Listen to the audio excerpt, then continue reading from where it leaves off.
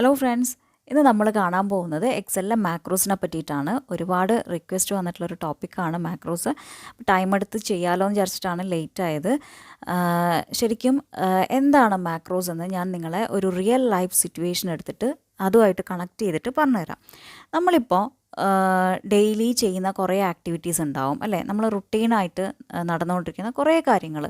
അതായത് ഇപ്പോൾ ഒരു ഹൗസ് വൈഫാണെങ്കിൽ എന്താണ്, നമ്മൾ കുക്ക് ചെയ്യണം, കുട്ടികളെ സ്കൂളിലേക്ക് അയക്കണം, അങ്ങനെയുള്ള കുറേ കാര്യങ്ങൾ. ഓഫീസിലാണെങ്കിൽ അങ്ങനെയുള്ള വർക്ക് റിലേറ്റഡ് ആയിട്ടുള്ള കാര്യങ്ങൾ. ഇപ്പോൾ കുട്ടികളാണെങ്കിൽ അവർ ഹോംവർക്ക് ചെയ്യണം, എഴുതണം, നോട്ട്സ് എഴുതണം, അങ്ങനെയുള്ള കുറേ കാര്യങ്ങൾ നമ്മൾ ഡെയിലി ചെയ്തു പോകുന്ന റിപ്പീറ്റേറ്റീവ് ആയിട്ടുള്ള കുറേ കാര്യങ്ങൾ അല്ലേ? അപ്പോൾ അങ്ങനെയുള്ള കാര്യങ്ങളൊക്കെ നിങ്ങളൊന്ന് ആലോചിച്ച് നോക്കുക. നിങ്ങളിങ്ങനെ ഒരു ചെയറിലിരിക്കുകയാണ്, ഒരു സിംഗിൾ ബട്ടൺ ക്ലിക്ക് കൊണ്ട് ഈ കാര്യങ്ങളൊക്കെ നടന്നു പോവുകയാണ് എങ്കിൽ എത്ര രസമായിരിക്കും അല്ലേ?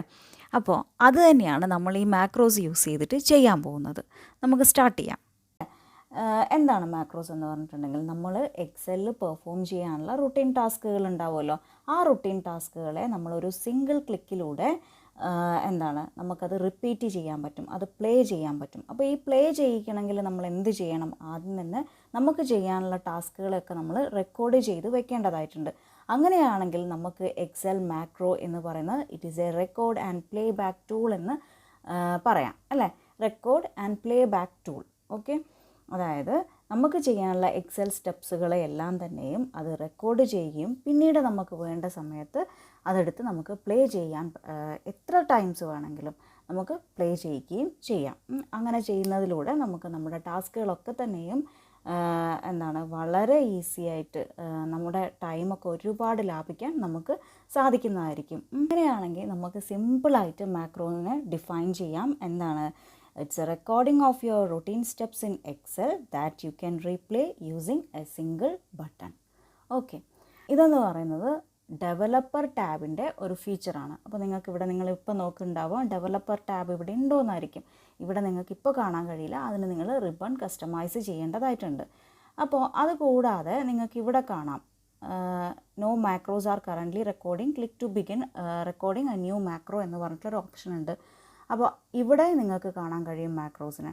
ഒന്നുകിൽ നിങ്ങൾക്ക് ഇവിടുന്ന് എടുക്കാം, അതല്ലാത്തവർക്ക് റിബണിൽ പോവുക, കസ്റ്റമൈസ് ദ റിബൺ എന്നുള്ള ഓപ്ഷൻ എടുക്കുക.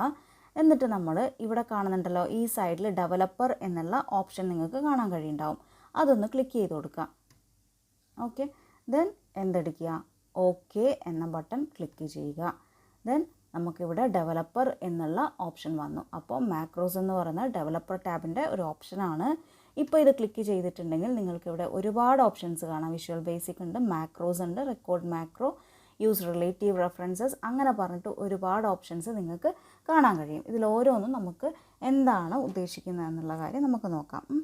അപ്പോൾ ആദ്യം ഞാൻ ഇതിൽ പറയാൻ പോകുന്നത് എന്താണെന്ന് വെച്ചിട്ടുണ്ടെങ്കിൽ, നമുക്ക് relative reference, use relative references എന്ന് പറഞ്ഞിട്ടുള്ളൊരു ഓപ്ഷൻ ഉണ്ടല്ലോ ഇവിടെ. അപ്പോൾ അത് ഞാൻ കാണിക്കാൻ വേണ്ടിയിട്ട് ഞാനിവിടെ സിമ്പിളായിട്ടൊരു ഷീറ്റ് എടുക്കുകയാണ്. ഇത് തമ്മിലുള്ള ഡിഫറൻസ്, അതായത് നമുക്കറിയാം, ഓൾറെഡി നമ്മൾ കണ്ടു കഴിഞ്ഞിട്ടുണ്ട് അബ്സല്യൂട്ട് റെഫറൻസും റിലേറ്റീവ് റെഫറൻസും. അതല്ലാതെ ഈ മാക്രോസിൽ എന്തിനാണ് ഇവിടെ റിലേറ്റീവ് റെഫറൻസ് യൂസ് ചെയ്യാൻ വേണ്ടിയിട്ട് അവർ പറയുന്നത് എന്നുള്ള കാര്യം ഞാൻ പറഞ്ഞുതരാം. അതായത് നമുക്കൊരു പെർട്ടിക്കുലർ പോർഷനിലാണ്, നമുക്കൊരു പെർട്ടിക്കുലർ സെല്ലിലാണ് എപ്പോഴും നമ്മുടെ റിപ്പീറ്റേറ്റീവ് ടാസ്ക് വേണ്ടതെങ്കിൽ നമ്മളൊന്നും ചെയ്യേണ്ടതില്ല, നമുക്ക് അബ്സല്യൂട്ട് റെഫറൻസ് തന്നെ യൂസ് ചെയ്യാൻ പറ്റും. പക്ഷേ ഇൻ കേസ് നമുക്ക് വേണ്ടത് നമ്മൾ ഉദ്ദേശിക്കുന്ന സ്ഥലത്താണ്, അതായത് നമ്മൾ മൗസ് കേഴ്സർ കൊണ്ടുപോയി വയ്ക്കുമ്പോൾ നമുക്ക് വേണ്ടുന്നൊരു സ്ഥലത്താണ് വേണ്ടതെങ്കിൽ നമ്മൾ എന്ത് ചെയ്യണം, റിലേറ്റീവ് റെഫറൻസ് യൂസ് ചെയ്യേണ്ടതായിട്ടുണ്ട്. അപ്പോൾ ഞാൻ ഈ അബ്സല്യൂട്ട് റെഫറൻസും റിലേറ്റീവ് റെഫറൻസും തമ്മിലുള്ള ഡിഫറൻസ് നിങ്ങളെ കാണിക്കാൻ വേണ്ടിയിട്ട് ഞാൻ സിമ്പിളായിട്ട് ഒരു മാക്രോ റെക്കോർഡ് ചെയ്ത് കാണിച്ചു തരാം. ഈ ബ്ലാങ്ക് സെല്ല് ക്ലിക്ക് ചെയ്യുകയാണ്. എന്നിട്ട് ഞാനൊന്ന് റെക്കോർഡ് മാക്രോ ചെയ്യാൻ പോവുകയാണ്. എങ്ങനെയാണ് ജസ്റ്റ് നിങ്ങൾക്ക് കാണിച്ചു തരാം എങ്ങനെയാണ് ഒരു മാക്രോ റെക്കോർഡ് ചെയ്യേണ്ടതെന്ന്, ഒരു സിമ്പിളായിട്ടുള്ളൊരു കാര്യം. അപ്പോൾ അത് ഞാൻ ഇവിടെ റെക്കോർഡ് ചെയ്യുകയാണ്. ഇപ്പോൾ നമ്മൾ റിലേറ്റീവ് റെഫറൻസ് ഒന്നും ഞാൻ സെലക്ട് ചെയ്തിട്ടില്ല. അപ്പോൾ ബൈ ഡീഫോൾട്ട് ഇത് എന്തിലായിരിക്കും ഉണ്ടാവുക, അബ്സല്യൂട്ട് റെഫറൻസിലായിരിക്കും ഉണ്ടാവുക. അപ്പോൾ മാക്രോന് നമ്മളെപ്പോഴും മാക്രോ നെയിം കൊടുക്കേണ്ടതായിട്ടുണ്ട്. അത് ഞാൻ നിങ്ങൾക്ക് ഇഷ്ടമുള്ള നെയിം കൊടുക്കാം. മാക്രോ 1 എന്ന് തന്നെയാണ് ഞാനിവിടെ കൊടുക്കാൻ പോകുന്നത്. ഇത് നിങ്ങൾക്ക് മാറ്റിയിട്ട് വേണമെങ്കിൽ വേറെ നെയിംസ് എന്താണെന്ന് വെച്ചാൽ കൊടുക്കാം. അല്ലെങ്കിൽ മാക്രോ 1 ഞാൻ അബ്സല്യൂട്ടിന് പകരം ABS എന്ന് ഇടുകയാണ്. മാക്രോ 1 ആപ്സ് എന്ന് പറഞ്ഞിട്ടാണ് ഉള്ളത്. ഇനി എവിടെയാണ് വേണ്ടത്? എനിക്ക് ഈ വർക്ക് ബുക്കിൽ തന്നെയാണ് വേണ്ടത്. അത് നിങ്ങൾക്ക് വേണമെന്നുണ്ടെങ്കിൽ ന്യൂ വർക്ക് ബുക്ക് കൊടുക്കാം, പേഴ്സണൽ മാക്രോ വർക്ക് ബുക്ക് കൊടുക്കാം. ഞാൻ ദിസ് വർക്ക് ബുക്കാണ് സെലക്ട് ചെയ്യുന്നത്. വേണമെങ്കിൽ എന്തെങ്കിലും ഡിസ്ക്രിപ്ഷൻസ് നിങ്ങൾക്ക് കൊടുക്കാവുന്നതാണ്. അതുപോലെ തന്നെ വേറൊരു ഓപ്ഷൻ എന്ന് പറയുന്നത്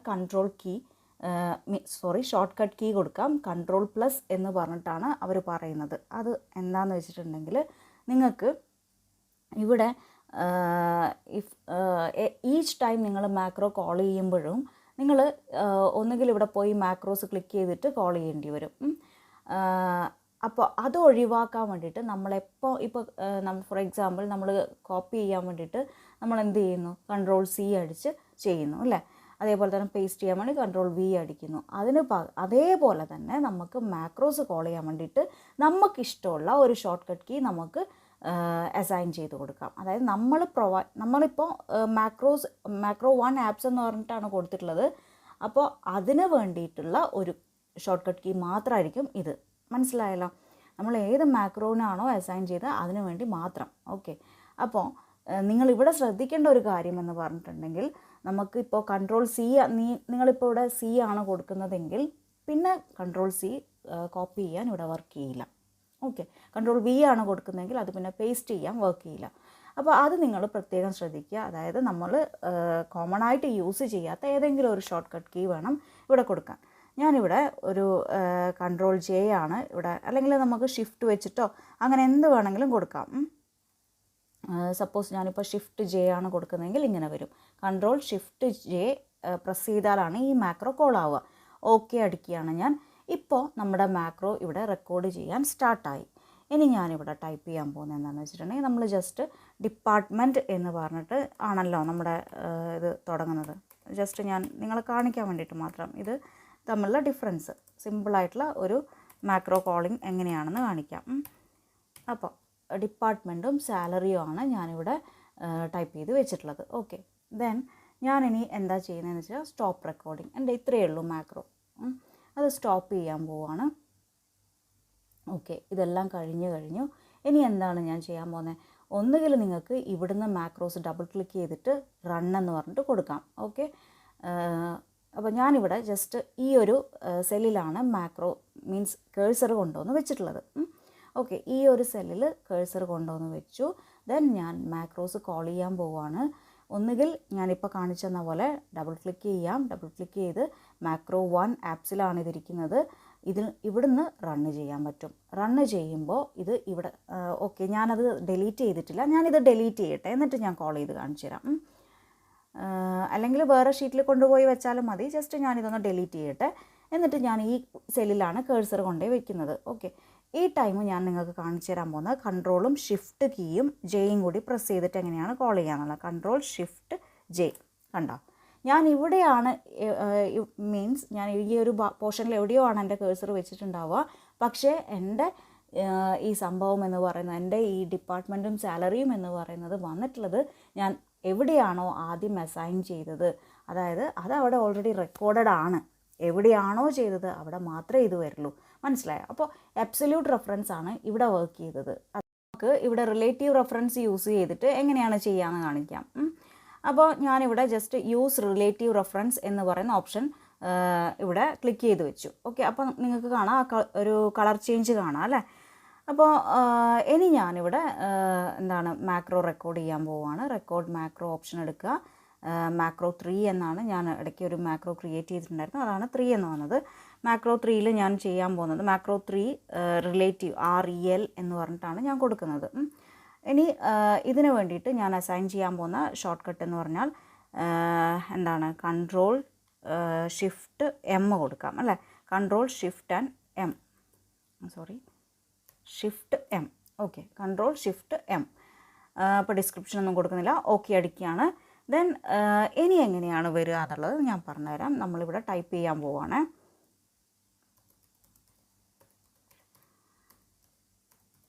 ഓക്കെ. ദെൻ നെക്സ്റ്റ് സാലറി എന്ന് പറഞ്ഞിട്ട് ടൈപ്പ് ചെയ്ത് ഇവിടെ വെച്ചു. ഇനി എന്താ ചെയ്യാൻ പോകുന്നതെന്ന് വെച്ചിട്ടുണ്ടെങ്കിൽ ഞാൻ ഇവിടെയാണ് ഇനി നമുക്ക് മാക്രോ കോൾ ചെയ്യാം അല്ലേ? അപ്പോൾ ഞാൻ ഇവിടെയാണ് കേഴ്സർ വയ്ക്കാൻ പോകുന്നത്. എനിക്ക് സിമ്പിളായിട്ട് ഒന്നുകിൽ ഇവിടുന്ന് മാക്രോസ് എന്ന് പറയുമ്പോൾ ഞാൻ കാണിച്ചു തരാം. ഇവിടെ ക്ലിക്ക് ചെയ്തിട്ടുണ്ടെങ്കിൽ നിങ്ങൾക്ക് ഞാനിപ്പോൾ ചെയ്തിട്ടുള്ള മാക്രോസ് മുഴുവനും അതിൻ്റെ നെയിംസ് ഇവിടെ ഇങ്ങനെ കാണാൻ കഴിയും. അപ്പോൾ ഇതിലേതാണോ നമ്മൾ റൺ ചെയ്യാൻ ഉദ്ദേശിക്കുന്നത്, മാക്രോ 3 ആണെങ്കിൽ അവിടെ അത് സെലക്ട് ചെയ്തതിന് ശേഷം റണ്ണ് ക്ലിക്ക് ചെയ്താൽ മതി. മൗസ് ഞാൻ എവിടെയാണ് വെച്ചതെന്ന് കണ്ടല്ലോ, കേഴ്സർ. അപ്പോൾ റണ്ണ് അടിക്കാൻ പോവാണ്.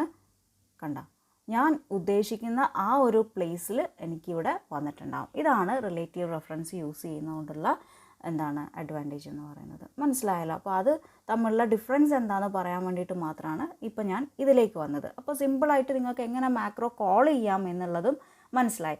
ഇപ്പോൾ സപ്പോസ് ഇനി ഇതിൻ്റെ ഒരുപാട് യൂസസ് ഉണ്ട്. ഞാൻ കൂടുതലായിട്ടുള്ള യൂസ് നമുക്ക് പിന്നെ നെക്സ്റ്റ് വീഡിയോയിൽ ഞാൻ കാണിച്ചു തരാം. അതിനായിട്ട്, അതായത് എന്തൊക്കെ കാര്യങ്ങൾ ചെയ്യാമെന്നുള്ളത്. ഇതിൽ ഞാനിപ്പോൾ സിമ്പിളായിട്ടൊന്ന് കാണിച്ചു തരാം. അതായത് നമുക്കിപ്പോൾ കുറേ ഷീറ്റ്സ് ഉണ്ടെന്ന് വിചാരിക്കുക. ആ ഷീറ്റ്സിലൊക്കെ തന്നെ നമുക്ക് സെയിം ചേഞ്ചസ് വരുത്തണം എന്ന് വിചാരിക്കുക. ഓക്കെ, അങ്ങനെയാണെങ്കിൽ നമ്മളൊരു സിംഗിൾ ഷീറ്റിൽ ചെയ്യുന്നത് മുഴുവനായിട്ടും റെക്കോർഡ് ചെയ്ത് അവിടെ വയ്ക്കുക.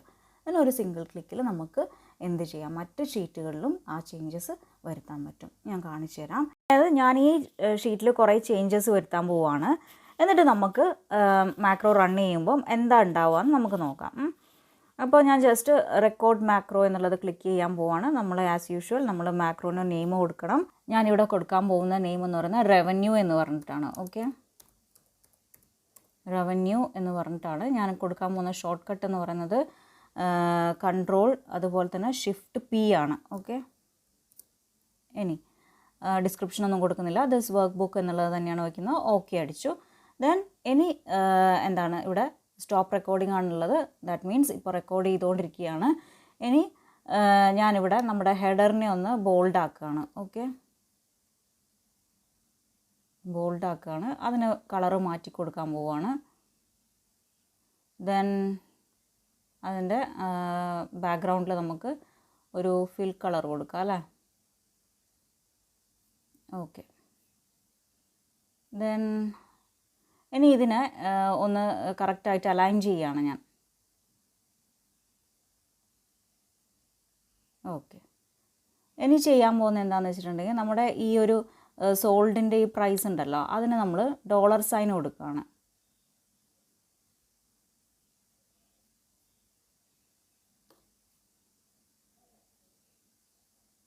ഓക്കെ, ദെൻ റവന്യൂവിനും $സൈൻ ഇടുകയാണ്.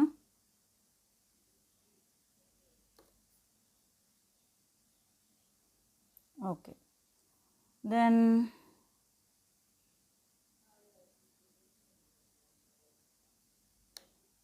ഇനി വേണമെന്നുണ്ടെങ്കിൽ നമുക്ക് ഈ ഒരു ടെക്സ്റ്റിന് മുഴുവനും ഒരു കളർ കൊടുക്കാം. ജസ്റ്റ് എന്തൊക്കെ ചേഞ്ചസ് നിങ്ങൾക്ക് ഉണ്ട് എന്നുള്ളത് മനസ്സിലാക്കി തരാൻ വേണ്ടിയിട്ട് മാത്രം. ഓക്കെ, ഫർണിച്ചേഴ്സ് ടെക്സ്റ്റൈൽസ് എന്നുള്ളതിനൊക്കെ ഇങ്ങനത്തെ ഒരു കളർ വന്നു, ബ്ലൂ കളർ വന്നു അല്ലേ. ഇനി ഞാൻ ഈ മാക്രോ സ്റ്റോപ്പ് ചെയ്യാൻ പോവുകയാണ് കേട്ടോ. അപ്പോൾ ഇപ്പോൾ നമ്മൾ എന്തൊക്കെ ചേഞ്ചസ് ഈ ഷീറ്റിൽ വരുത്തിയോ ആ ചേഞ്ചസ് മുഴുവനും ഈ മാക്രോ റെക്കോർഡ് ചെയ്തിട്ടുണ്ട്. ഓക്കെ, ഇനി നമ്മൾ ഈ ഒരു ഷീറ്റിലേക്ക് പോവുകയാണ്, ഷീറ്റ് 4ലേക്ക് പോവുകയാണ്. ഇത് ഞാൻ നേരത്തെ കോപ്പി ചെയ്തിട്ട സെയിം ഡാറ്റയാണ്. ഇതിൽ നമ്മൾ ഈ മാക്രോ കോൾ ചെയ്യാൻ പോവുകയാണ്. ഓക്കെ, ഒന്നുകിൽ നിങ്ങൾക്ക് എന്ത് ചെയ്യാം, കൺട്രോൾ ഷിഫ്റ്റ് P കോൾ ചെയ്തിട്ട് റൺ ചെയ്യാം.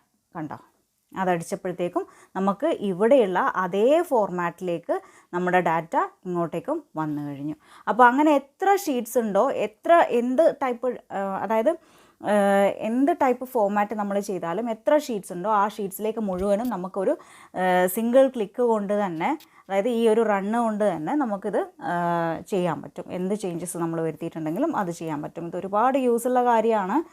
അപ്പോൾ അതുപോലെ തന്നെ നമുക്ക് ബട്ടൺ ക്രിയേറ്റ് ചെയ്ത് വയ്ക്കാൻ പറ്റും. അത് നമുക്ക് അടുത്ത ക്ലാസ്സിൽ നോക്കാം. ബട്ടൺ ക്രിയേറ്റ് ചെയ്തിട്ട് എങ്ങനെയാണ് മാക്രോ റൺ ചെയ്യുന്നതെന്നുള്ളത് അടുത്ത ക്ലാസ്സിൽ ഞാൻ പറഞ്ഞുതരാം. അതുപോലെ തന്നെ ഇതിനുള്ള ഒരു ഷോർട്ട് കട്ട് കീ എന്ന് പറയുന്നത് Alt F8 ആണ്. എന്താ ഇത് കാണിച്ചു തരാം. ഓൾട്ടും ലാപ്ടോപ്പിലാണെങ്കിൽ ഫംഗ്ഷൻ കീ കൂടി പ്രസ് ചെയ്യണം, F8ഉം കൂടി പ്രസ് ചെയ്തിട്ടുണ്ടെങ്കിൽ നമ്മൾ ചെയ്തു വെച്ച എല്ലാ മാക്രോസും ഇങ്ങനെ കാണാൻ കഴിയുന്നതായിരിക്കും. ഓക്കെ, അപ്പോൾ അത് മനസ്സിലായല്ലോ.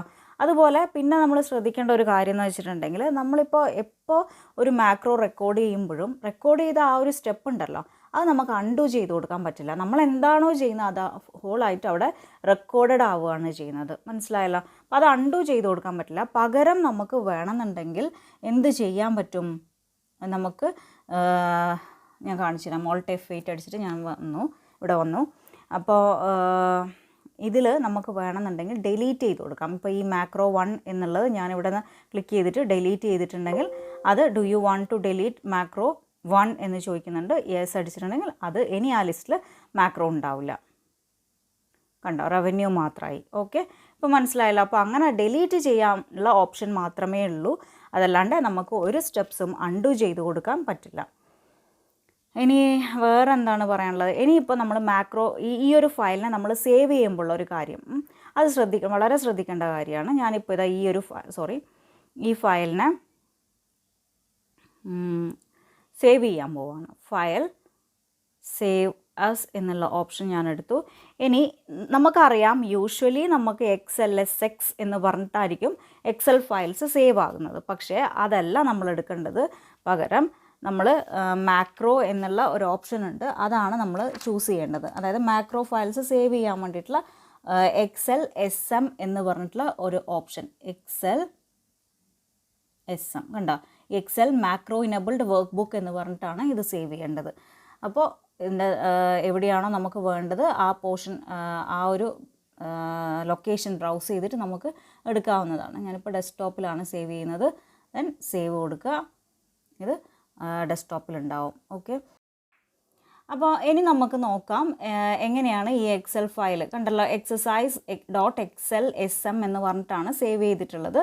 അപ്പോൾ ഇത് ഓപ്പൺ ആക്കിയിട്ടുണ്ടെങ്കിൽ എങ്ങനെയാണ് വരിക എന്നുള്ളത് ഞാൻ കാണിച്ചു തരാം. ഇങ്ങനെയാണ് നമ്മുടെ ഫയൽ വന്നിട്ടുള്ളത്. നേരത്തെ നമ്മൾ എന്തൊക്കെ അപ്ലൈ ചെയ്തിട്ടുണ്ടോ അതൊക്കെ ഇതിൽ വന്നിട്ടുണ്ട്.